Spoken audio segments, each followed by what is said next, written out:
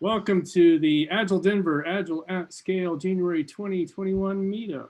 And we're going to jump into a little networking exercise with just a quick tee up in terms of facilitation tips and tricks. And one of the things that I have found interesting is facilitation techniques that I've started using, probably over the last few years at least. That feel a little more foreign when you're trying to introduce them in an in-person meeting actually come off as a bit more natural in the online setting. And the main technique that I'm talking about is just utilizing breakout rooms to have smaller, more focused conversations.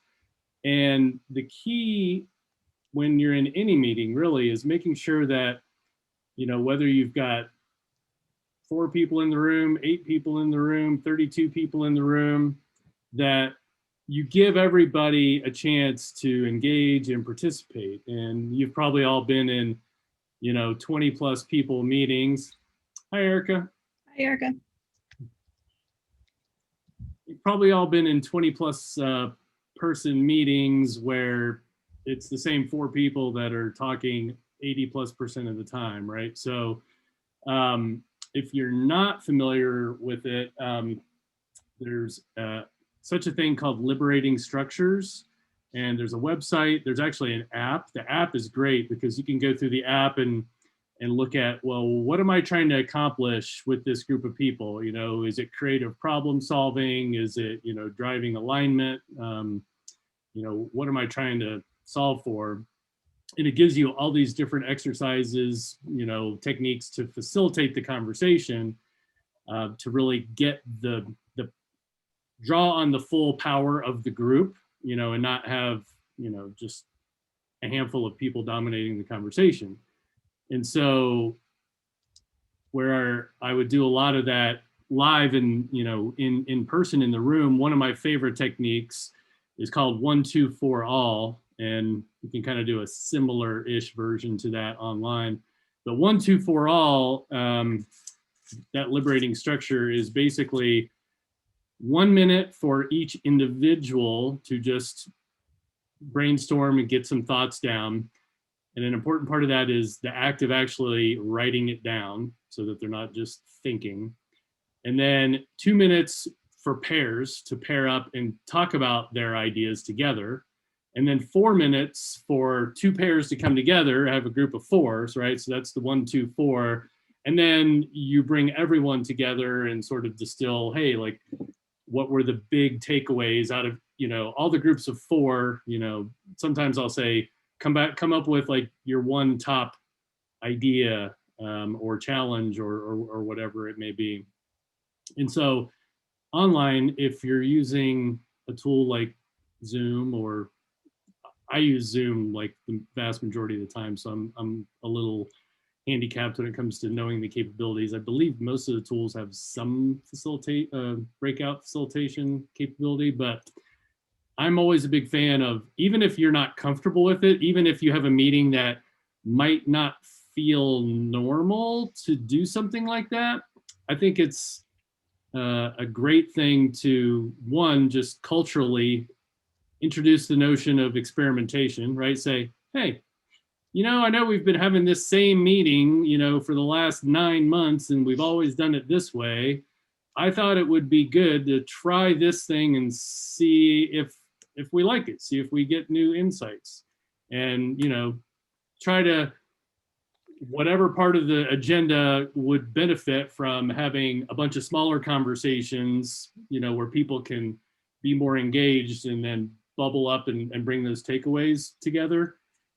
Just about any meeting has something on the agenda that you can use something like that for. So that's, I guess, would be my top pro tip. And now that we've got 6 people, I think we can go back to doing breakout rooms. We can just do a random breakout room, but we were going to start with just kind of a basic networking bingo that we threw together just to get to know each other a little bit. It's kind of a blend of personal facts, what are your interests, what are some, facts about you, as well as some professional things. And so we will just use breakout room 1 and 2. And I'm just going to create 2 breakout rooms and just assign automatically. And hopefully Sally and I don't end up automatically in the same one. I don't actually know what we do with these cards. We just put our icon on it or something. We didn't actually walk through that. And thank you, Sally, because I just remembered that I didn't repost the link to the Miro board, which is going to be highly necessary. So let me repost that link. I always forget about that. So if you're not on the Miro board, and Kim, if you're not near where you can get to the Miro board, but you can hear us, that's good enough. We'll ask you questions and you can answer and we can mark. But yeah, just if you're familiar enough with Miro to just grab any kind of an icon to just mark the squares that you can come up with for the people in your breakout group. And we will spend, let's see, feels like 6 minutes. 6 minutes for 2 groups of 3 people to talk about 25 possible things. Yeah, let's start with 6. And if we come out of 6 minutes and say that wasn't enough, then we can always go back for a second round. All right, so the good news, Sally, is it didn't throw us into a room, so we can just grab a room. I will, I'll jump into room. I'll let you pick a room because I can see who's in which room. So you can pick room 1 or room 2. One room is way better than the other, but I'm not going to tell you which one it is. So, wait, can we go over one more time? So we just put our things on and then we just talk about the topics. Who's got the most things in common? Yeah, what we're trying to do is, sorry, thank you. Just mark, if anybody in the group can check that box, you can check that box. So we're kind of playing it as teams, breakout group against breakout group to see how many we can. Gotcha. So we put one emoji on for things that we have in common. Or yeah, if anybody in the group can check the box. Okay, got it.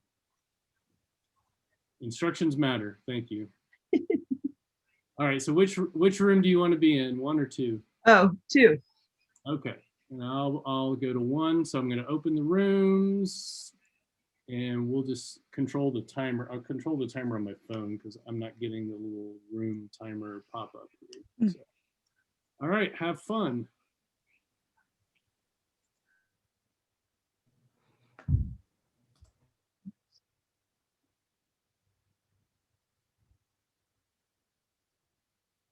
So Sally, you should be able to click on breakout rooms and then under gotcha. The join link. If you mouse over where it says 2, it'll turn to join. Gotcha.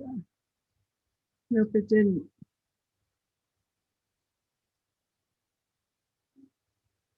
Yeah, it's weird. It won't let. Oh, there we go. On the 2, I was. Yeah, over on the right. Got it.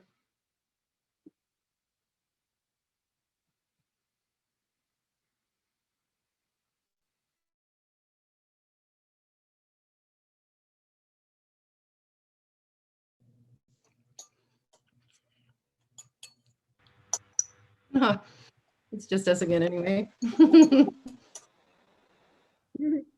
Well, they have 20 seconds.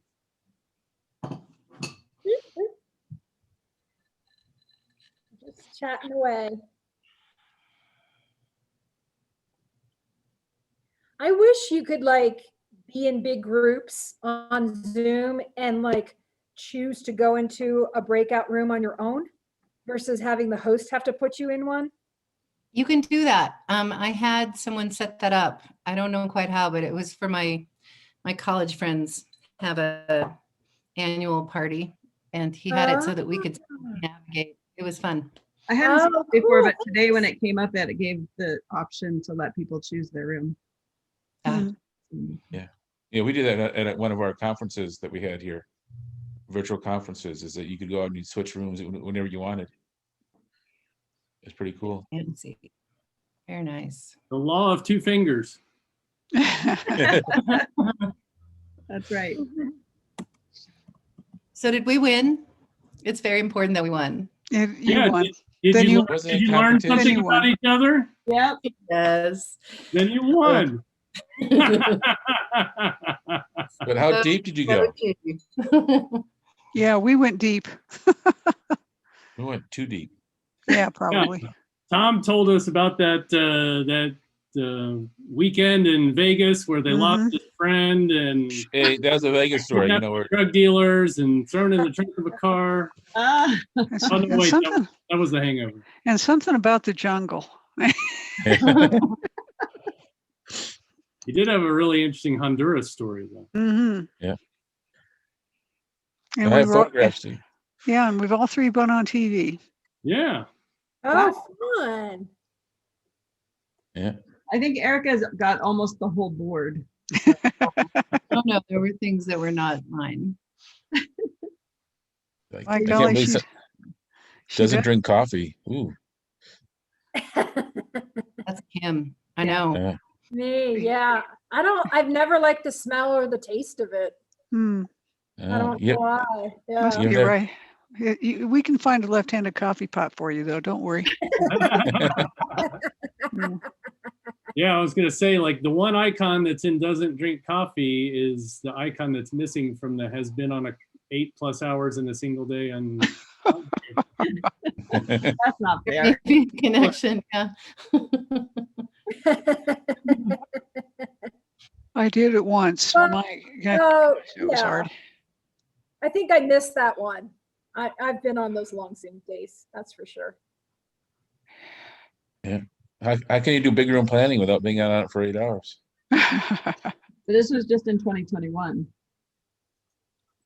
So it's only 2.5 weeks in. Well, that's how we got. Well, yeah, but some of it was work and some of it was play. So, and we all agreed that we could only stand an hour at a time, which was kind of interesting.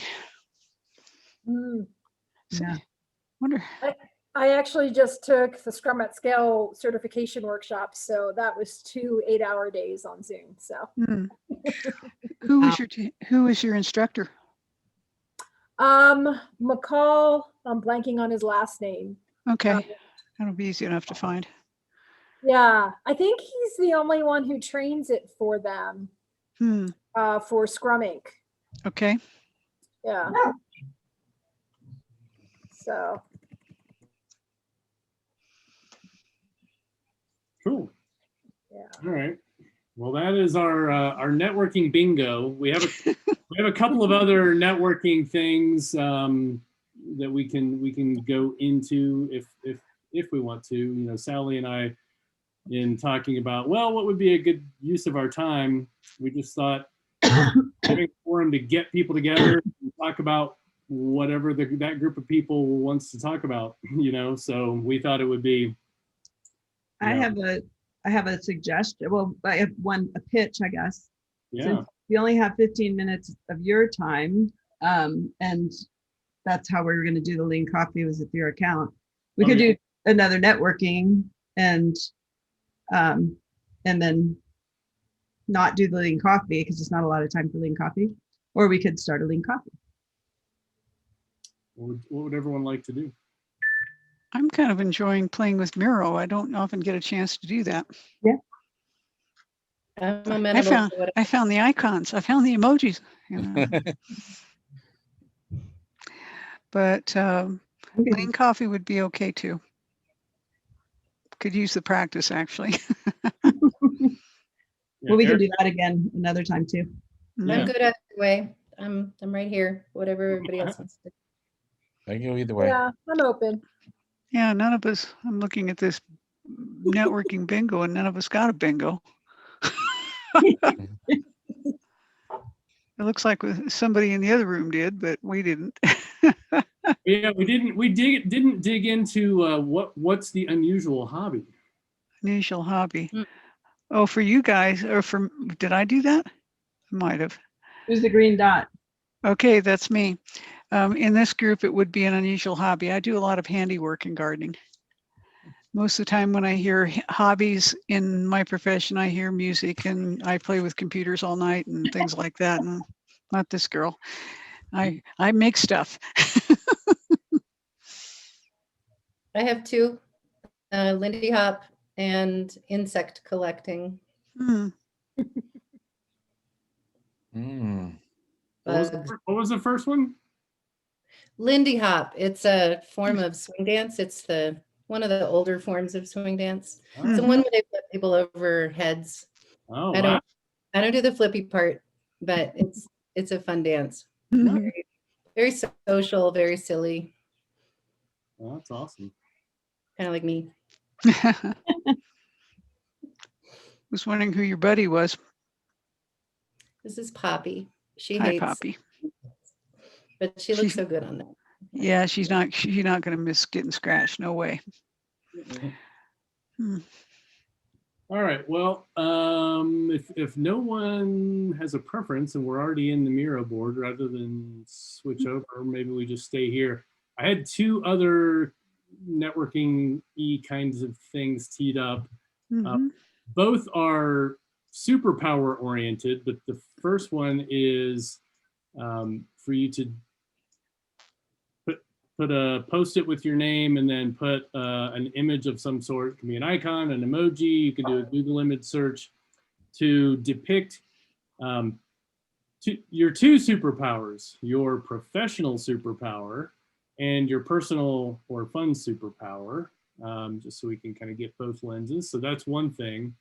The other one is below it, which is just a different spin, which was, if Marvel were to create a new movie based on you, what would your superpower be? So it's more kind of just branching out, saying, if you were going to pick a superpower, what would that be? So we can vote. Personally, I like the top one. I'll go ahead and potentially bias the group, but I might bias everybody the other way. I think it's more interesting to learn about what is your professional superpower and your personal fun superpower. So is it anybody? I see that there are Post-its already on that board, so. Yeah, there's somebody out there helping me. Everybody, Well, I don't have Miro set up, so I can try to do that real quick. I was trying that last night for Agile Denver coaching meetup, and it just kept asking question after question. What is that? To set up It's your huge. and I'm like, just set up my account, for God's sakes. You have my email address and my password.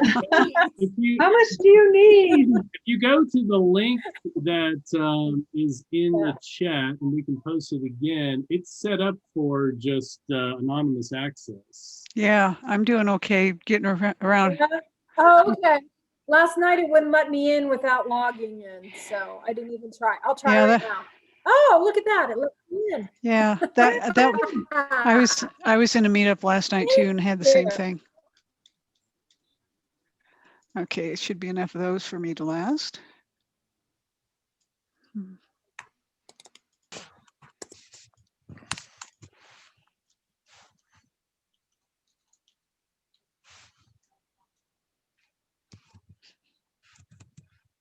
I don't know who. Oh, here I am, I guess. Hey, it knows my name too. I'm sorry, these are coming in so large. I'm sorry, as fast as I can. It's like, I thought I put one in there. So do you want us to put the Post-its in a particular location? Just, Some are far, far away from those huge graphics. geez, some of these are. Oh, go away. Yeah, just yeah. It's self-organizing. Okay. So I can just like double click and make a Post-it. There we go. Yeah, or you can Big. You can do my favorite thing, which is right click on somebody else's and duplicate it and then move it. Oh,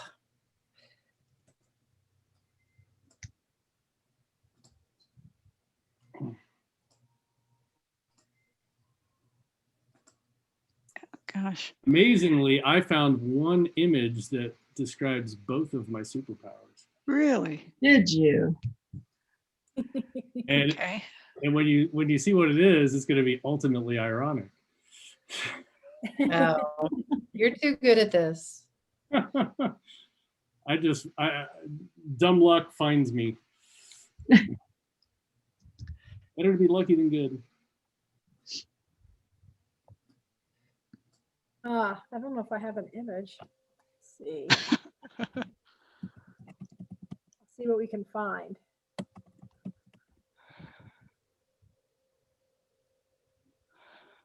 Ooh, I found one. Can I like just copy and paste? That's what I did. Yeah. All right. No, you can't group as a.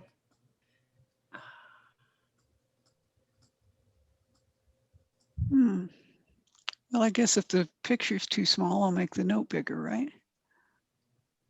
Here. There we go. Look at that.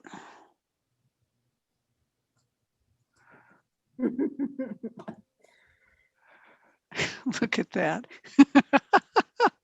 There you go.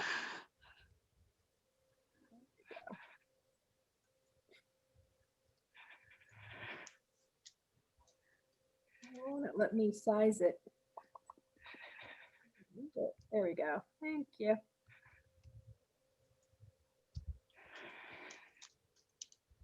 Not too big. All right. Well, feel free to keep working. I have to leave in 5 minutes for my daughter's birthday dinner. Apologies. Aw, Uh, nice. How old is she? 20. Oh my goodness. Yeah. Yeah. Getting up there. Oh, good grief. I'll go ahead and go while y'all are finishing up. So my image, any 30 Rock fans? Yes. The retreat to move forward episode is like one of the single best episodes. It's where they go to this GE retreat, and at the beginning of the episode, Jack is asking Tina if he'll go with her, and she's like, "Oh, you're nervous. You need a camp buddy," and he's like, "Yeah," and he's like, she's like, "So what is it?" And he tells her, what it's the big GE annual like retreat, and she's like, "Oh, that's where you guys go and talk about synergy and stuff." And he's like, "First of all, never badmouth synergy." That whole episode is just filled with hilarious references. But my professional superpower is synergy. My strengths finder #1 strength is maximizer. So I'm really good at seeing all the different pieces and orchestrating and figuring out how to get the most out of the environment and the people and the system. And Interesting. that's my superpower. And then my personal and fun superpower is using TV and movie quotes in a professional context. And, a lot of times, that's one of my favorite quotes. I use the never badmouth synergy so many times, and it's always a test. I'm testing the crowd. And every once I had a client last year, and I would use all these like similar obscure references, and people would like get it, and it's just amazing. I love it. But I'll go for weeks and like throw out references, and like nobody will get them. So that's one of my little fun things that I like to do. Nice. Well, you're the maximizer. My #1 is command. I'm really got a bias for action. I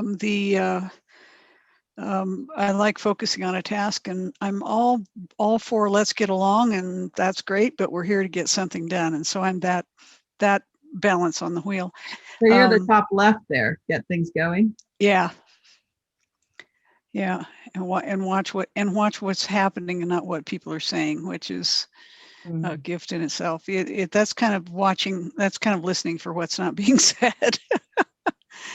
Getting things going. Yeah, it's what I always like it to have a decision made. Either we do it or we don't. I'm okay with that. And once the decision is made, I can't not get started. Hmm. It's so that most of the time when I talk with someone, that's usually the first thing I'm saying. Well, we brought you in to set up this and change that. And I said, okay, you ready?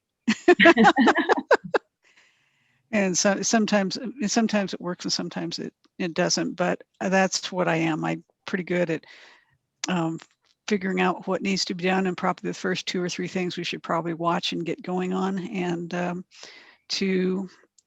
it's not exactly change management, it's change execution, and because I'm a firm believer you can't do it all at once. You got to nip at it and bring people along. And most of the time I'm pretty good at that. Benevolent dictator, I think, is the style. Mhm. And I used to think there was something wrong with that till I read Strength Finders. Yeah. Just find good. Is observation yours too? Yeah. I'm a lot of times I'll pick up on more than you thought I did. Yeah. Very cool. All right, who wants to go next? I'll go. I'm down lower left. The empathy with lots of peeps. For some reason, I just have the ability to connect with a lot of different kinds of people. Yeah, that's neat. And the mind meld there is, so I think some of the best training I ever had for coaching was working as a tutor for science classes, where they taught us some group facilitation exercises, which was a wonderful way to start that stuff. But it also trained me to really read people and take them where they are. Mm-hmm. And I still use that today. And the playful flexibility, I'll do anything once and probably be ridiculous while I'm doing it. So I think of that as a superpower because it means I'm never bored or boring, unless I'm exhausted and then I'm just grumpy. But I think it's great. You're the one that makes job fun. I try. Mm-hmm. Cool. Tom, do you want to go next? Sure. The top one's is the professional. I'm always trying to be a strategist and how we're going to do things, and thinking of ways to make things work with given the restrictions that we're working under and stuff like that. There's many times at work people just come to me and ask me a question, how would you handle this? And this is the way I thought they show me what they did and I go, well, especially in Agile, you're missing some points here that think about customer impact or customer value, and the things you should be writing at the customer values, not when it's going to be released. Yeah. And stuff. I had that today. Is it Yeah, their epics were just the releases for their stuff, and I go, that's not an epic. No. Your epic is something that has some customer value to it. So, and then I gave them a whole process and how they could lay it out for them. And they just asked me that today. I didn't know what they were going to ask me when they called me at lunchtime and just before lunch. Yeah, and then my personal one is I remember everything. I mean, it's not a photographic, but I remember where I was when I was doing stuff, how to get there, and all that kind of stuff, and where I put stuff, and I always hate it when somebody moves at home and somebody moves something that isn't where I usually put it or where I left it, and then I have to go hunt for it because I have no idea where it would be if I didn't have it in that one spot. So. But I have a good friend who has that ability, and she always said it was a blessing and a curse. Yep. Because she could remember everything, but then like she'd get in an argument with someone, they wouldn't remember anything about like what they were talking, like something that happened, and she'd be like, "But I remember every detail of it. You said exactly this." Yeah, that's not what I said. That's not really what I said. Yes, it is. Oh yes, it is. I know exactly what you said. I want to start. These. Yeah, then you got to bring a camera and start recording what they say. See, this is what you said. Yeah. That's good. Kim, do you want to go? Yeah, I actually only did one, even though the other one I was trying to get my dinner done instead of that. So, so yeah, I got to do a management 3.0 facilitator training class. Ooh, cool. And in it, my instructor was also trained as a Lego serious play. So I got to do that. And my superpower is Kim the connector. And I'm like, like I couldn't think of an answer. I could have probably thought about it for 2 weeks. But we had to do the Legos and I built a bridge and I'm like, yeah, I do. So when I go into organizations, right, usually there's disconnects between teams or divisions or even executive folks, and help them to create those relationships or heal those wounds, metaphorical wounds, so to speak. So yeah, and I think that probably plays into, I think also on a professional level. I'm pretty good at that. ACI talks about the 3 levels of listening or whatever. I'm pretty good about reading a room and reading the energy and picking up on like something's not being said or something's going on type of thing. That, companies will be like, these 2 divisions haven't talked to each other for 2 years, and you got them talking and wanting to work together in 2 weeks. Like, what can you do? And I'm like, I don't know, it's that kind of thing, Yeah. Well, it works because I know I saw you come in the room and I thought, ooh, I haven't seen her for a while. I missed her. Where's she been? So I guess that makes me someone you've connected with. So. Oh, Yep. Thank you. Mm-hmm. Okay, so then mine is the professional one is I'm really good at like new ways to look at how teams do things, whether it's a standard process or any kind of process problems they've been trying to solve for a long time. I'm as a good listener, so I tend to like just sit back and listen. I'll be like, here I connect all those things together and start to see new ways to solve a problem that's been sitting around for a while. And then the bottom one, well, it's good for professional too, but I'm very patient. And I can try many different ways to do something, and I can sit back and wait for the right time to do something, and I'm not anxious. My husband's the opposite. He's very impatient, so we make it interesting. That's a real gift. Good for you. Sometimes too patient, but yeah, I can. It's with my kids, I'm very patient, and not that I don't lose my temper, but I generally will give them lots of ways to learn things. So yeah, that's me. That's awesome. What kind of tip would you have for people who are working on improving their patience? Well, the biggest one is like in particular. Valium. Yeah, breathing. I think breathing is the biggest one. Like for me, it's always just empathy and like understanding. Like it takes some people longer to get there, or sometimes you have to like, with the new ways to solve problems, you have to try different ways of saying something, and understand that sometimes it takes a long time to get change to happen, which is in our jobs hard. Yeah. Did you come out of the box that way? Because like Kim, I'm really working on my patience, because Yeah. there are times when I'm just like, this is stupid, and then I'm lost, right? But it's tricky to be paired with someone who's not, because I can be too patient. And, yeah, feel like, okay, it's fine, they'll get there, but sometimes you have to really push. Yeah, you sound like my mom and my brother. One of the stories we tell about mom is that she became deaf to the continual loop of Osmond music playing through the house, but it is the way she's built. She's not a stove, she's a crock pot, but man, if you ever get her mad, she's done. Oh. So I can relate to patience, and that's you're right. It takes both of us to get something moving effectively. Or Yeah. I rely on her a lot to read the room, and I'll bet you have that gift as well. Yeah. You know, Linda, when you were talking about observing, Mhm. I was remembering pairing with a coach. We were both contractors from different agencies coming in as consultants, and very different. And I wasn't sure how we were going to get along.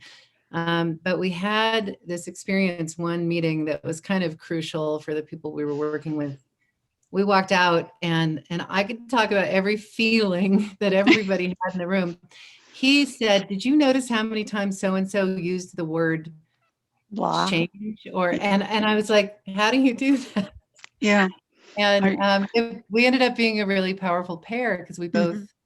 appreciated the differences, and we could not have done what the other person did. There's Yeah. A lot of no- my friends and my closer associates share a lot of traits with you, Erica, and you, Sally, and I count on them because we complement each other.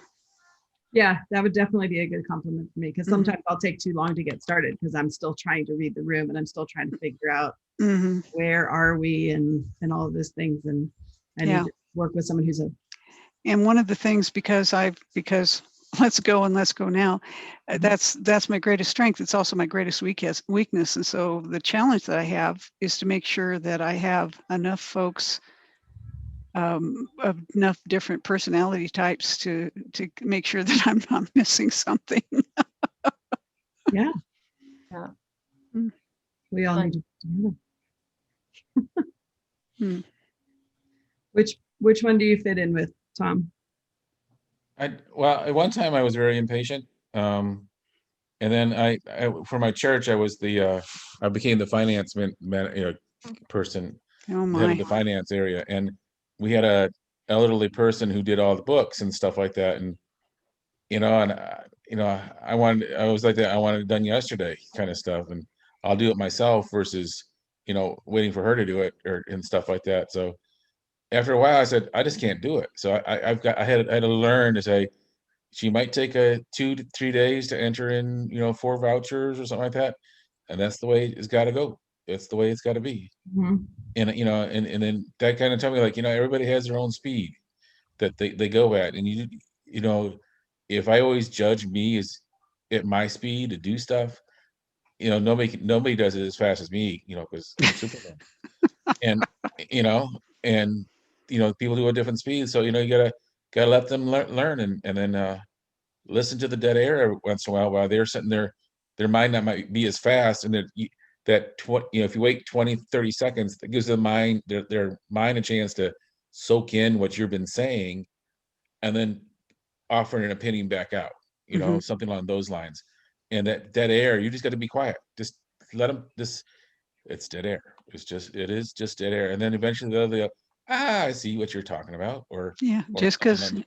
we But got a saying in our tribe, just because I'm not doing something doesn't mean I'm not doing something. yeah, Yeah. and you It's sit there and growing neurons. you Mhm. sit you just got to let the people just soak it in, and they'll get to they'll become more familiar with it, and eventually they'll do that thing really fast. And my next thing is to make them uncomfortable again and make them think about something else and think about something else and keep them throwing those things out there rather than trying to tell them this is what you got to do. Here's the 20 things you got to do. Now go do them. Pick off the 2 or 3 things they can do, and then the next challenging things, the next challenging thing, because I do manage people, and that's the thing I look at is what is their education level, what is their maturity level in Agile, and what do they think about Agile, and ask them questions. And when CI/CD didn't make sense to anybody, I didn't force them to start doing it. I said, let's start looking at doing some gherkin or something like that, or and not taking in the whole thing. Just learn some gherkin, and because they were saying it out loud, then writing pointed acceptance criteria. But they Mm. were saying, given this situation, when this happens, they were doing the words, you know, might as well just write it down. Why don't you just write it that way? And they came Yeah. back writing gherkin and stuff like that. But it's Yeah. just patience. Everybody just learns at their own pace. You know, And that's the good adaptation. Just go with how they're thinking. yeah. And As and long as don't. you get. But because later on in retrospective, you can actually see, if we really did that, before, or, if we did it this way, you could have gotten things done faster now. Mhm. Because you sat around for 3 weeks waiting for something when you knew about 80% of it anyway. So, So, Tom, you're making me think of two different things, and I might lose the second one by the time I talk about the first one. But the first one is I've been trying to study some neuroscience stuff, Mhm. and men and women's brains are actually set up differently, right? And you think about it from an anthropological perspective. Men are better at linear thinking, or women are better at multitasking. Coming from a brain perspective, not a psychological perspective, but how your brain is actually laid out. And that's, from, caveman days, where the men are going out on a hunt, they have to be focused on what they're hunting for. Whereas the women were back at the cave or whatever with the children, having to watch the children and make the dinner and watch out for predators or danger, having to do multiple things. With that, what is said from a neuroscience perspective is that when a man is talking, it is helpful to wait a full 10 seconds before you actually, Mhm. full 10 seconds after they finish what they're saying, to make sure they're really finished, and then to add, and then to talk. Kind My of thing. God. I'm so bad at that. And the truth is, right, I'm a certified facilitator as well. Facilitation, especially on Zoom, they say when you're asking a group a question, they're thinking about the question and maybe thinking about the topic for the first time. You want to do that 10 seconds before you say, okay, no questions, blah, blah, blah, right? And so many people are like, okay, any questions? Okay, let's go on, right? Versus like, yeah, it does feel painful to count to 10, but it's giving everyone time to kind of say, what was the question? Oh, this is a new topic. What do I think about it? And do I want to share or not? And what do I want to share? That kind of thing, right? Yeah, Um, yeah, I agree. And I was in a lecture once, and that's what they said. As a leader, you shouldn't be. If there's dead air, there's dead air, and let dead air happen, because people are digesting it. Hi, Erica. Bye. Thank you, everyone. Sorry, I have to Right. go, but good to see you. Have a wonderful night. Thanks, Erica. Yes, nice connecting. Yeah, I mean, for me, I've learned the power of that silence when you're presenting, when you're training or whatever, is like even longer than 10 seconds. Just Mhm. let it go. Because that's super powerful in what will happen and whatnot. And my second point, I guess, circling back to patience is I think my patience continues to improve, right? My job is a coach and trainer doing transformations, team, program, executive levels. So, I want to meet them where they're at and invite them to take that next small step forward. Two places where I find challenging is if there's something we've gone over multiple times and I know they know it, and they're not they're not utilizing that. It's a challenge to me. And it's, can I get curious? Can I get into that more, I'm a co-active coach as well, to that curiosity and that coaching stance of, okay, what's going on for you? Like what, right? Or being in an organization, I've been in two organizations, one where they've gotten to change fatigue. And I'm not an expert on change fatigue, but the definition I use, that's used in science, is people are able to do a certain amount of change. And if they get into change fatigue, right, too much, too fast, too soon, now they're only able to do 1% of the change they normally were able to do. And they can be in that for 6 months, 12 months, even longer, depending on how much churn and chaos and unsafety and mistrust there is in the organization. And I've gotten into coaching transformations at two organizations where they were in change fatigue. And so you have to go slower than a snail on everything, Tom was saying, just like, oh, incorporate one thing. And like, I was like, it was, to me, it was, I guess, more frustrating than patience, because we know how much they can benefit from implementing different agile practices and whatnot, right? Mhm. How much better their life is going to get, how much more successful they're going to be at work, like everything. And it's like, oh, it's going to take them 2 years what it would take a team not in change fatigue to learn and incorporate in 2 months, right? Mm. And it's just like, so just a lot of breathing and a lot of, venting with my coaching colleagues. 20 coaches on that engagement. Just, sometimes you just need to vent, like, man, like, oh my God, they're suffering so much. Hmm. They're just not ready to go any faster than what they're going now. That's hear so you. hard. Ladies and gentlemen, I've really enjoyed it. And I really want to do it again, but I need to need to sign off. I think right that's now. a natural stopping point if you guys are okay with that. Sure. Yeah, that sounds great. And so thank you so much for joining. I think this was a great, I love doing the networking stuff. I'd like to do that again sometime. Me too. 'Cause Yeah, we were talking about how much we missed actually getting to know, the people that come, because we used to do that when we did it in person. So it's really good.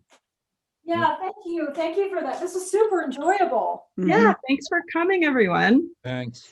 We'll see you All right, again. see you soon. later. So, and Donnie, I'm sorry, I know you just joined, but we're just ending.